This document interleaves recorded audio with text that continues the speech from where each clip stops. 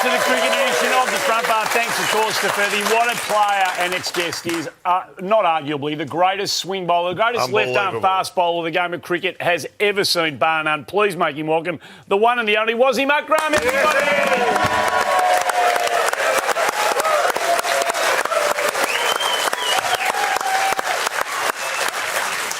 And with Wacko Eunice, you've got to be up there as the best bowling combination of all time in that conversation as well. Great to have you on the show.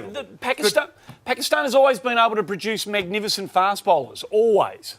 Yes, I think the trend started with our great captain Imran Khan and then so forth. Wacko Eunice, Shoaib Akhtar, Asif and, some now Shaheen Afridi, Naseem Shah as well. So, yeah, it's a trend. Where did you play? Can you remember where your cricket journey started as a kid? Our systems are not as good as yours. So I started off playing every sport in my school and then tennis ball cricket on the road. We hardly have any grounds. And this was my first tour. This 1985 to Australia. And that was, I think, 1989 as well. But first time I remember coming to Australia, it was something totally different out of the world. Did you like bowling in Australian cricket? Yeah, I loved the pitches here. They were, the bounce, the crowd, the cricket knowledge, and of course the abuse once in a while. Yeah, well, it looks abuse was constant. Definitely looks like you struggled in our conditions over there by some of this stuff, Andy. Australian cricket fans have always respected greatness, though, Wasim, and they did with you. Did you always feel like you got, great regard from the Australian cricket fans? Yes, I think as a young kid, I've been told by Javed Miandad and Imran Khan, my mentors, that if you perform in Australia, you'll get recognised straight away in a world cricket because Australia is one of the best cricketing playing nations. We have seen, they just won the World Cup. I want to congratulate you and the Australian team to winning the World Cup for the 6th time only, guys. You. So well done. Thank you. And you also would have enjoyed the fact that we beat India. So yeah, and India, Pakistani, Bangladeshi, Sri Lankans, we are still baffled. One question I have. Yeah. Pat Cummins, he wins the trophy. He arrives at Sydney Airport. There's one cameraman there. He probably takes the cab outside and goes to Coogee. Yep. And we still can't get over it. No, we might get to that later on. Yeah, absolutely. We'll address that shortly. Can we just say, as much as the fans loved you too, like some of the players, some of the biggest players in history rate you as the greatest player. Alan Border says if you could be any cricketer, it would be you. Brian Lara and Glenn McGrath say you are the best bowler in history. Wow, that's coming from the greats of the game. Alan Border, one of my heroes as a young kid. Imagine him saying that. Yeah. So I'm very kind of humbled and honoured to be remembered by these greats of the game. You're still not correcting them either, so that's good. Let's just move all that to one side and get to the big one. Yes. Your hair. It's so luscious, and look at it there. I believe before every test, Tony Greig used to stick a key in the top of your hair. What was the secret? Is it a 2-in-1? Are you conditioning? Are you shampooing? How are you getting there? Those days, there was no awareness of shampoos and all. Just use soap, maybe. That's it. You used to wash your hair with soap? Probably, yeah. Well, there you go, Andy. That's where you went. Yeah, that's the... You used to wash it with soap. I tried too hard. We had a look at your package. It could have gone on for hours, but I want to talk about... I don't think there was a bowler who had as many unplayable deliveries in their career than you did. These are unplayable. Remember, these are the best batsmen in the world, and they look like they're out there for their first hit. Look at that. How do you get it to move so... Hold on a second. Have a look at these, Murray. I just want to say, look, that is Michael Slater. That is at the peak of his powers. Yeah. This one here is Steve Warbicky. Steve Waugh, best batsman in the world. And this one here, that's the prawn from The Masked Singer. But... what? How did you get it to move so late? So either way, to left or right-handed batters, how did you get it to move so late, so consistently? I think when I came into cricket for Pakistan team, my first tour was New Zealand. My fourth first-class game was a test match. So I didn't come from any system. I just got picked up by Javed Miandad. He saw me in nets and he picked me up for New Zealand tour. And I remember arriving in New Zealand looking for a curry in Christchurch in 1985. There were 7 people lived there. So get Did you have somebody? Did you have a coach? I had coaches in my club. Saud Khan, Sadiq Khan. These guys helped me. But I think I learned everything when I came into Pakistan team under the leadership of great Imran Khan. Okay, right. He taught me about reverse swing, how to reverse swing the ball. Yeah. So I think that's where I learned. And playing county in Lancashire for 10 years, first year in '88 helped me a lot as well. Yeah. I want to ask you, these guys know, my favourite player of all time is Viv Richards. Whoa, What? Wasim Akram's in the studio. Continue. Not even my favourite was him. No, I'm fine. I just want to see. You'll appreciate this. Growing up, I was a big Wasim Bari fan, and he's number one, and Tony Kraft is number two, obviously. But, listen, so he was my favourite player. What was it like bowling to Viv? I mean, this generation doesn't know about Viv Richards. Just the whole package. You know, the way he used to walk, no helmet, the swag, the character, the charisma, and of course the talent. Yeah. I mean, he was unbelievable. I think one of my heroes as well as a young kid growing up, Sir Vivian Richards. Unbelievable, the whole package. He was very intimidating when I bowled at him. But finally, 1988, third test in Barbados, I realized as a bowler I've got some pace now, so I can have a go at him. And I did have a go at him. Yeah. Well, this is Hobart in 1988, where Viv Richards says on the record that this is the fastest ever delivery that he faced, and it's from you, Wasim Akram. And this Viv's, like you said, Wasim, no helmet, nothing. Yeah, and next ball he just was chewing chewing gum. Took a single with his Sehwag. But you know, the Viv Richards still met my wife Shanira about 4 or 5 years ago. He's involved in Pakistan Super League as a mentor for one of the teams. And every time he sees me, he says, man, that was the delivery. After that, I said, that's it, I'm done. Yeah. Well, let's It's a huge compliment. He said that, I'm contemplating retiring. Yeah, well, let's go back and have a look at that, and let's just see how rattled Viv Richards was after this. It goes past him, and have a look at him, Wasim. He is terrified. Have a look at him. Did you ever have a run-in with Viv at any stage? I did actually once. I've told this story so many times, but I remember 1988, the Barbados test, the third test, last over of the day, and I realized as a bowler, okay, you got some pace. So I went to Imran, I bowled him a bouncer, he ducked and cap fell off, big deal. And I only knew 2 bad words then in English, and I just said it to Viv Richards. Viv Richards, don't swear at me, I'll kill you. I literally thought it's a figure speech. Kill doesn't mean he's going to kill me. So went to Imran at mid-wicket, at mid-on, my captain as skipper. He said he'll kill me. He said, don't worry, I'm with you. Imran said, bowl him another bouncer. I bowled him another bouncer. Last bowl of that over, of the day, inside edge, middle step gone. And I went up to him. All those things. There was no referee those days. So after that, the game finished. I walked into my dressing room. We went to his dressing room. And I was a young kid, 18, 20 years old, just changing my shoes. The room attendant came. He said, man, somebody wants to see you. I said, who, man? He said, you better come outside. So my one shoe was off, one was on, spike. So I looked there. Viv was standing there. No shirt, bat in his hand, pads still on, and waiting for me. And I obviously got scared. I said, he's literally going to kill me. So I ran back into the dressing room to Imran. I said, oh, my captain with a six-pack and those muscles, he's going to fight for me. I said, skipper, he's outside, he wants to fight. He said, go fight, it's your fight.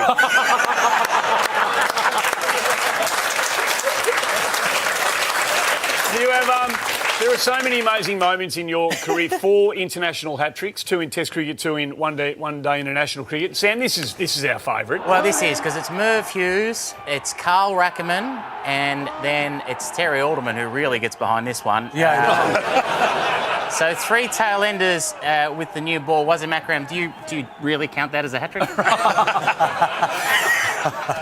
Kind of. Yeah, fair enough. It is a hat-trick, come on. Of course it is. Of course it was. And to get Terry Walderman on the hat-trick ball is memorable. Because I rated him, but Bill Lawrie, of course, in the commentary for Australia in that era, did not rate Terry Alderman as a batsman. Oh, and that's a nasty one. It's hit him on the head, and Alderman has gone down. I'm a little bit annoyed about this. I'm not putting the finger on Wasim Akram, but you could see that was going to happen because Terry Alderman cannot bat.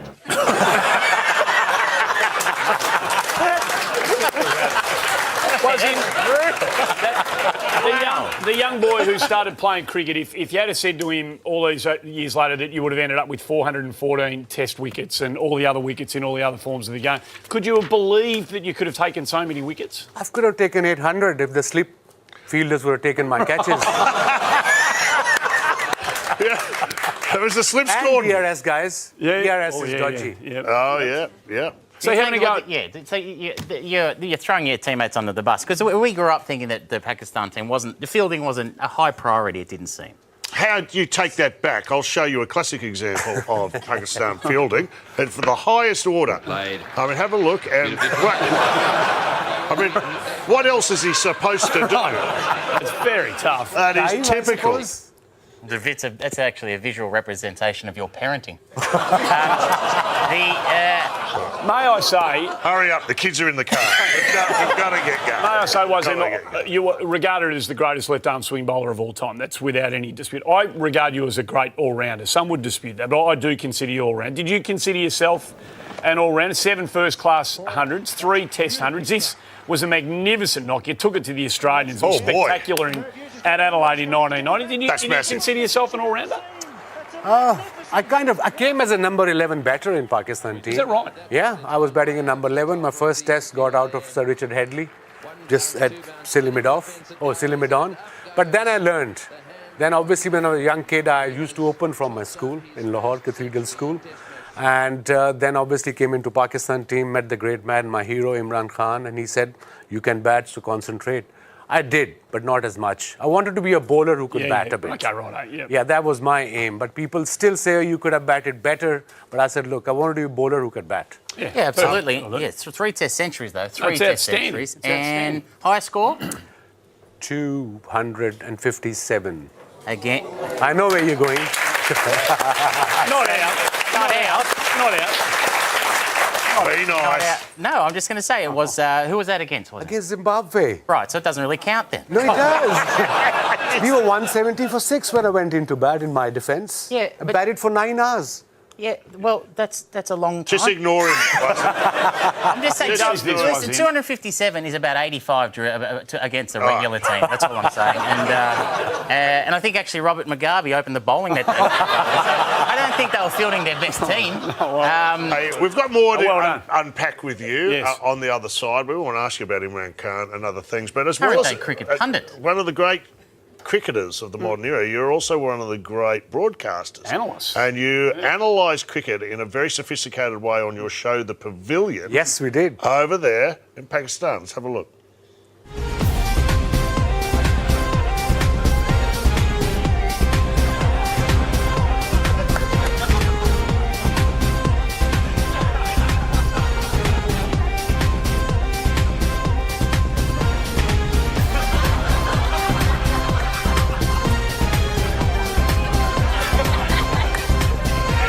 Listen. Okay, you understand? That is superb stuff. That's also how their news starts. Are you happy to stick around There's a lot for us more to we do want to talk some to you about. more? Absolutely. Yeah, great. No, Well, worries, all let's right. go to the break together. You know what to do, guys.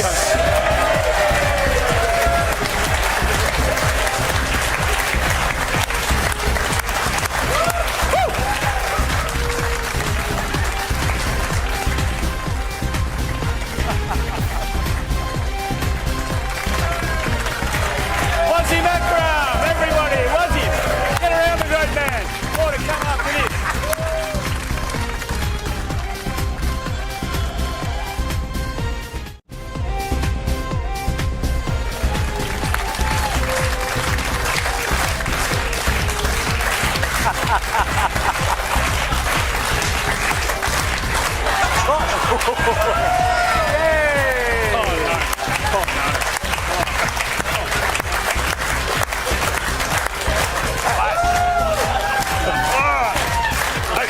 All right, get out there.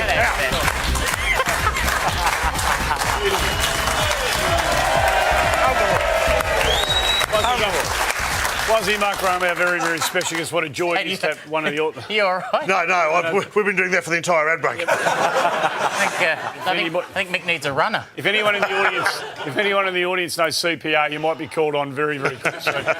Stand Wasim, clear. so many magnificent moments in your career, individually, obviously, but also collectively. Where does the 92 World Cup, so brilliantly won here in front of 95,000 plus against England at the MCG, where does that sit for you? I mean, for any sportsman, first, I suppose, thing is to represent your country, and second is to play World Cup, and then winning is definitely icing on the cake and top of the ladder for me as far as career concerned. So winning a World Cup 92 was a game changer for Pakistan cricket as well, and I think we changed the course of cricket in Pakistan. I think you probably did. Leading wicket taker in the tournament, player of the match in the He'd be worth about 25 million in the IPL today. No one would be able to afford insane amount of money. When were you aware of how big it was back home? The scenes that we've got. I think when we won at the G, and we were staying in the hotel across, and then. This looks like another hard-hitting show. To celebrate, but when we arrived back in Pakistan, then we realised what we did. So how did we arrived at the airport, and those days the security wasn't that, it wasn't that serious. So there were people all around the plane, and then cricket board, we were only 5 people there probably at the time who were working for PCB. Now we have 1,000. So there was an open-top bus. The hotel drive was about 20 minutes. It took us about 7 hours. The whole city, the whole Lahore 7 hours. was out on the street. It took Pat Cummins 20 minutes. Well, excuse me. It didn't. It took Pat Cummins 8.5 hours, but that's because Qantas lost his luggage. All right? But have a look at him being mobbed. I mean, these are wild scenes. I know. Are they not? A slightly different vibe than Karachi. Yeah. It's been, we talk about cricket over here a lot, and we lament for the plight of the Pakistani team not being able to play. I know recently the Australians have gone back over there and played, but it's something we talk about. I just miss Pakistan as a powerhouse in world cricket. It'd be great to have you back and being able to tour on a regular basis. Yeah. In the meantime, how long? I mean, one of the biggest sporting events in the world, bar none, would be Pakistan-India, and you haven't played Test cricket against each other for some 15. Yes, I think last they played maybe 2007, 8. Is there any chance we will see that? I played my first series against India in 87, then India toured Pakistan in 89, and then we didn't play Test cricket for 10 years. And I played 89 and then played 99, we toured India. So yeah, I suppose politics apart, the people-to-people contact is very important. In a time when the Test teams seem to be thinning out on the ground, to have a strong Pakistan cricket team up and running would be great for the competition. Sorry to cut you. Australia, England talk about Ashes, the pressure. But imagine 1.3 billion people in India, 250 million people in Pakistan. Yes. That pressure is totally different. Well, we'd love to host one here if you guys can get it together. It would be. I think there was one going to be played at the MCG. Yeah, I think so. This will be a great place to play cricket. Australia is one of the best countries in the world for me. All right. Let's get back out onto the field. Sledging, a robust debate that goes on out there. How did you go with it? Was it an important part of your game? I learned 3-4 words straight away. Straight away. Yeah. I remember there was an infamous stand at the G called Bay 23. Bay 13. Yeah, they were shouting something for half an hour. I thought they were praising me. And my captain told me they weren't. Right, okay. And he told me the meaning of that word afterwards, what it meant. And what were they chanting? Wasim is a wanker.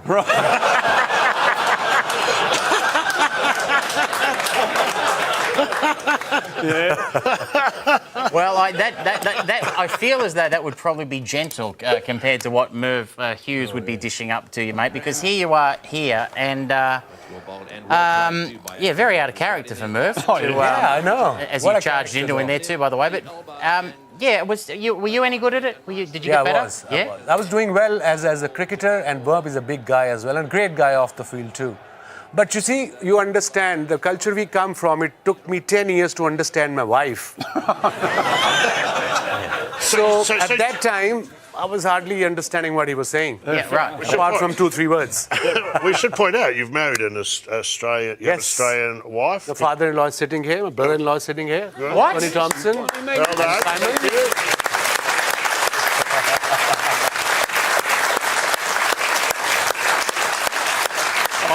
have them in Wonderful. Love And the affair, wife, my love affair daughter. for the ages or visa issues? What? Probably both. No, a little from column A.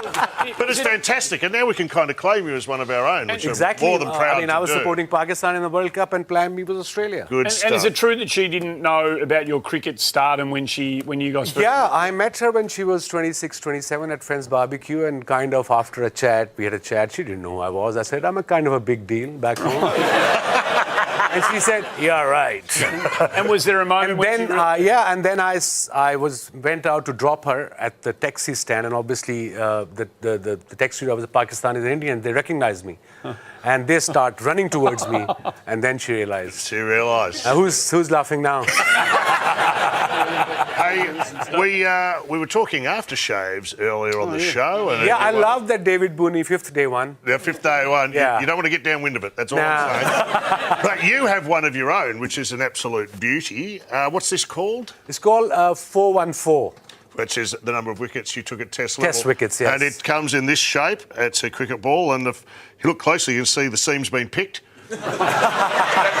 That doesn't make any difference. That doesn't make any difference. That's the side. No. And you do also have one for night, day and a night. So 502, the one where can we wickets. get those out of interest? I think you can get it here online as well. What a great stocking stuffer There for you go. Christmas. There you go. Wasim, I'm not sure you're aware of this, but we have a couple of segments on this show, and one of them has become incredibly popular over the last sort of 2 years. Oh, don't do it. Okay. What are you talking about? It's time for... Drip tray. Wow. So do you need to explain to... Jeez. This Wasim, this is a big segment, and but this you're probably the biggest guest ever to do it. Drip trays. Well, it's quickly become an institution in this country, and so I just get to ask a series of questions, punchy answers, just from the heart. If you're not comfortable, if you don't just pass, you can pass if you want, but they are hard hitting. I'm not going to just be ready. Let's go for it. Is there any danger of getting into it? Is the question. No, Wasim Akram, favourite movie ever? Django. Django. Yeah. Ah, yes, yeah. That's a- Bit of a rom-com. There's a no. There's a reason. There's a random Australian there. I don't know why. Oh, that's right. Yeah, played by the director. Yes. Played by Quentin Tarantino. Favourite television show?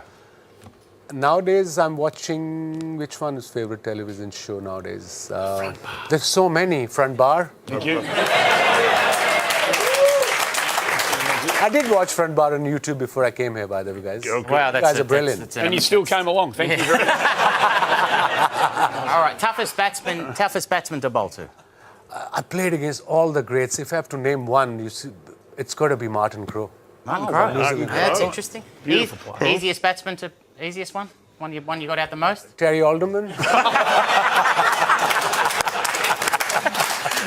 All right, first car. A Toyota Corolla, 74 Toyota Corolla. My first paycheck from Pakistan board went straight in, bought a car. Toyota Didn't know how to drive though. Toyota Bought a Corolla. car. Yeah. Brand new or did it? There was. No, second hand. Manual, automatic. Manual. Yep. Let's be careful. Sorry. Protect the tray. Sorry. Wasim, serious question. Is there too much cricket? Yes. Yeah, there is. Especially involving Zimbabwe. They, Especially 5 T20s happening in India now. Nobody's watching. that's a good point. Do you cook? No. I love watch my wife cooking. She cooks beautifully. Oh, that's good. Easy. It's lovely. Were you ever scared, as a batsman, were you ever scared facing a bowler? Yeah. Who? Gertley Ambrose. Oh, yeah. He never smiled. No. Never. Angry young man. May I, He was. He was. have you ever seen him angry. smile off the field? Have you ever seen him smile ever? No, actually. I hope he changed now. I haven't seen him for... We had him on this show, and he was amazing, wasn't he? I've beautiful. never seen him. Great guy, though. He was over in the one of the Caribbean. great bowlers of all time. He was in Caribbean. We were still pretty frightened. Just talking to That him. is true. What's your favourite animal? Favorite animal? Yeah. Dog. You like dogs? Yes. Gee, that's a big one, that one. Mate, you're really taking it to a new What level, type of mate. dog? Any type, Alsatian probably. Nice. We should introduce him to Dr. Chris Brown. Yeah, no, I'm sure Wasim actually likes difficult ones that are question, alive. What about politics in cricket? How has that gone? You know, in your time as a player. There were a lot more politics in cricket when I played, because I played under about 7 captains in about a matter of 2 years. Did the Prime Minister ever get involved? Yeah, once he used to call me during the 99 World Cup just to say what's happening, what's the team for tomorrow. And after we lost the final to Australia, never got a call from him.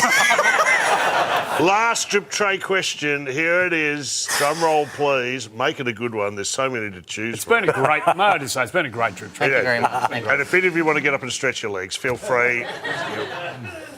Wasim Akram, what's your favourite colour? Jeez. That's a tough one. Yeah, no. Yeah. Canary yellow. Oh, beautiful. Canary Yellow. All right. Right on. Well, There it is. That was drip tray.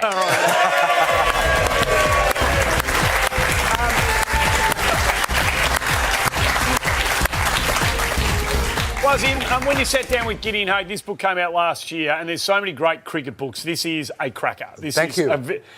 Did you enjoy the process? The best cricket writer in the world, Yep, by the way. yeah, and a hell of a story to be told. Did you enjoy the process of going through this? It was tough to revisit some incidents, but credit to Gideon Haigh, who's one of the best writers, I think, in the world right now.